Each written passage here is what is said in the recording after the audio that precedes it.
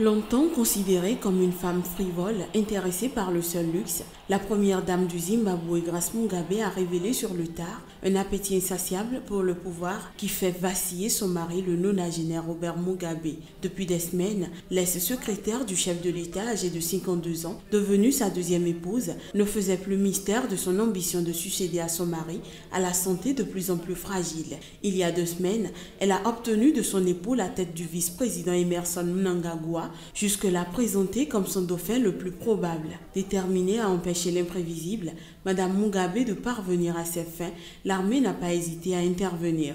Grace doesn't have power in Zimbabwe. Grace n'a pas de pouvoir au Zimbabwe. Elle utilise le nom de son mari pour gouverner le pays. Les militaires étaient fatigués parce que l'épouse disait de plus en plus souvent à Mugabe comment éloigner certaines personnes du gouvernement. Le coup de force des militaires n'a pas visé le chef de l'État, mais selon le mot de leur porte-parole, les criminels qui l'entourent. En clair, les fidèles de la première dame au sein du parti au pouvoir, la ZANU-PF, et du gouvernement regroupé sous le nom de G40. Ce groupe de quadras, d'où leur nom, a pris fait et cause pour grâce contre les caciques du parti et vétérans de la lutte pour l'indépendance dont Mnangagwa est le pur produit. Les ambitions de celle qui est officiellement devenue Madame Mugabe en 1996 ne se sont révélées que récemment. Longtemps, elle s'est contentée de jouer les premières dames de luxe. Baptisée Gucci Grace, la première acheteuse ou encore Disgrace, elle s'est attirée les critiques pour ses dépenses extravagantes et un goût pour les affaires financières. Grace Mugabe est entrée avec fracas sur la scène politique en 2014 en prenant la tête de la branche féminine de la ZANU-PF. De sa position, elle a fait une tribune pour défendre publiquement son mari, prenant pour cible tous ceux qui ne se rangeaient pas derrière lui, le petit doigt sur la couture du pantalon. Sa première victime fut Joyce Mujuru, une vice-présidente bien placée dans la course à la succession. Sans détour, la première dame l'accuse de complot et de corruption et précipite la mise à l'écart de celle qui était pourtant l'une des héroïnes historiques de la guerre de libération. Forte de la protection de son mari, Grace Mugabe devient très redoutée au sein du régime. Mais son appétit de pouvoir reste intact et suscite de plus en plus d'opposition au sein même du régime. Sa décision de s'en prendre à Emmerson Mnangagwa a signé la fin de ses prétentions. Le crocodile, ainsi qu'il est baptisé, dispose de nombreux soutiens dans les milieux sécuritaires. C'est une erreur tactique dans la bataille pour le pouvoir, jugent plusieurs analystes. Pour plusieurs de ces derniers, à la veille du congrès de la ZANU-PF qui se tiendra le mois prochain, elle a dû se sentir sous pression et se dire « c'est lui ou moi ». Elle a presque réussi à quelques semaines. Il a fallu que l'armée intervienne pour l'en empêcher.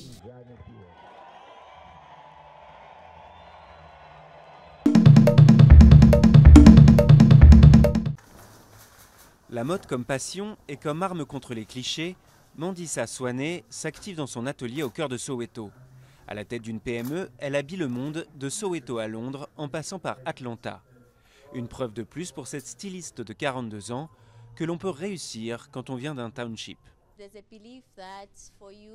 Beaucoup de gens croient que pour réussir dans tout ce que tu entreprends, tu dois sortir du township. Et j'ai prouvé que ce n'était pas vrai. Parce que c'est ici que je travaille, c'est ici que j'ai embauché des gens et ça marche. Derrière ce succès se cache Soweto's Box Shop, une ONG locale qui vient en aide aux artisans du township en exportant leurs produits. Une boutique, des bureaux ou encore une vente en ligne font partie des services offerts par cette ONG basée à Vilakazi. Les entrepreneurs présentent un business plan et bénéficient de cours de management. Une initiative inédite en Afrique du Sud. Nous avons essentiellement appuyé des entrepreneurs locaux en veillant à ce que tous les fournisseurs soutiennent ces petites entreprises dans la communauté.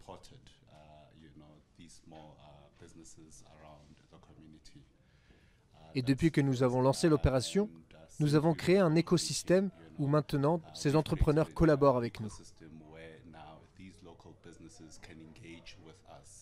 Parmi les bénéficiaires, Velapim Polweni. Sa préoccupation majeure, offrir de l'emploi aux jeunes du ghetto au chômage. Une démarche qui pour lui va bien au-delà de la simple embauche. Je suis sûr que ce n'est pas seulement 8 personnes que j'ai recrutées. Derrière chacune se trouve une famille de 8 personnes environ. Et tu fais le calcul, 8 x 8, nous avons 64 personnes. Le gouvernement sud-africain a investi près de 420 millions d'euros en 2016 pour le développement des townships. Un effort encore insuffisant pour leur assurer un réel essor économique.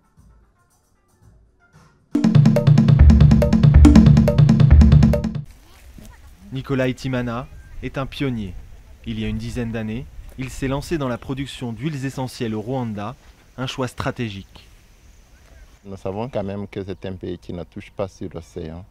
Alors, avoir une culture à haute valeur, c'est plus intéressant parce qu'on peut même mettre 100 kg, 50 kg sur un avion pour Afrique du Sud ou États-Unis. Ça vaut le coup. Depuis, l'entreprise a prospéré et emploie aujourd'hui une centaine de personnes. Des techniciens, mais aussi des agriculteurs qui sont passés d'une culture vivrière à des plantations de géranium, de patchouli et de citronnelle. La matière première est ensuite distillée dans cet alambic géant. Chaque litre vaut plus de 200 $. On a fait une distillation de 200 kg et la distillation, ça prend à peu près 4 heures. C'est ça, et on sait qu'après 4 heures, il n'y a plus d'huile dans la biomasse que vous voyez ici. C'est d'ailleurs ce que vous voyez là, c'est ce qu'on a.